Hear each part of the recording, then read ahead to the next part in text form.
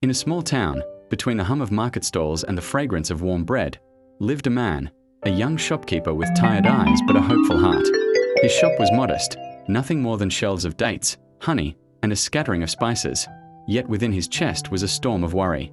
His mother, Samira, had fallen ill, and no doctor, no remedy, no sweet concoction seemed to cure her fragile breathing. Every night, a man sat by her bedside whispering verses of Qur'an, tears falling silently upon her frail hands. He felt the weight of destiny pressing on him. Neighbors would say, "When fate comes, nothing can turn it back." These words fell into a man's heart like rain on thirsty soil. He began to pray with a soul deeper than before.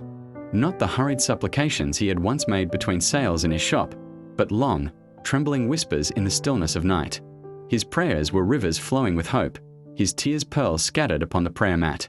One dawn, while the call to prayer echoed like a silver bell through the air, a man lifted his hands higher than ever before. He begged, "O Allah, heal my mother.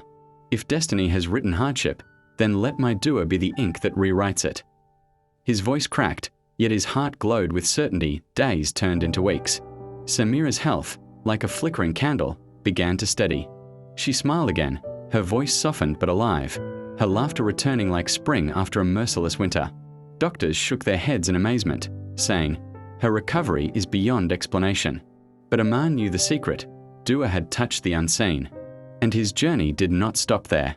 With his mother's health blossoming again, Amaan decided to live by the second part of the Hadith. He began helping the orphan children in his town.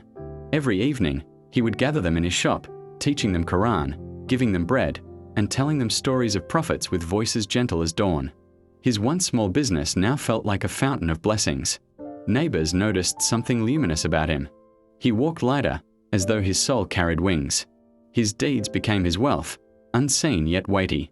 And often he would repeat, like a secret melody, "Nothing changes the divine decree except supplication, and nothing increases a person's lifespan except righteous deeds."